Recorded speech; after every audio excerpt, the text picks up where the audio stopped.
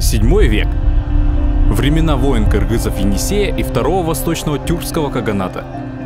Времена кыргызских и тюркских батыров, героев.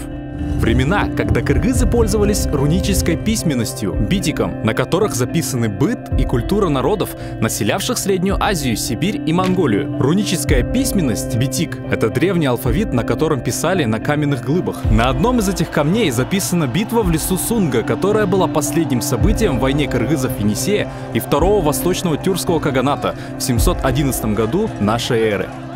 Кто такие тюрки?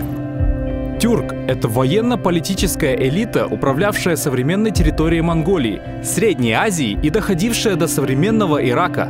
Великий тюркский каганат – империя, основана в 552 году Бумын-каганом из племени Ашина – волков. Кочевые государства всегда пользовались системой правое крыло – Онджак – восток и левое крыло – Солджак – запад. Когда тюрки обосновались в Средней Азии, они разделили управление на Солджак и Онджак. Солджак – Средняя Азия, Онджак – Алтай, Монголия и Северный Китай. Истеми, младший брат Бумын-кагана, управлял западной частью каганата, тогда как Бумын был всеобщим каганом. Центром западных тюрков был город Суяб, рядом с современным Токмаком, а ставка Истеми. Правителя Запада была Таласская долина. К Истеми съезжались послы из Ирана и Византии, чтобы дружить с каганатом. В 603 году в результате распри Онджак и Солджак перестали быть едиными. Кыргызы и Енисея впоследствии воевали с восточными тюрками Онджак, когда стали претендовать на лидерство в Центральноазиатском регионе.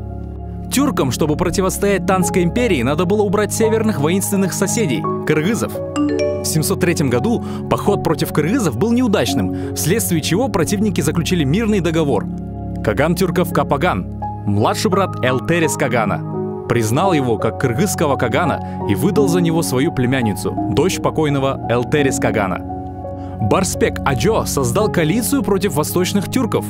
Тюрки, понимая, что не смогут воевать с тремя государствами сразу, предприняли один большой поход против кыргызов. Каган тюрков Капаган зимой 710-711 года отправил своего лучшего генерала Култегина. Поход был тайным. Зимой на Енисее снег выпадает по 80 сантиметров, труднопроходимые места. Поэтому зимой кыргызы не ждали врага и всего лишь охраняли важные подходы к Енисею в горах Саяна-Алтая. Восточные тюрки подкупили одного из местных, который показал безопасный проход. После того, как они прошли через этот проход, они напали на кыргызов, застав их врасплох.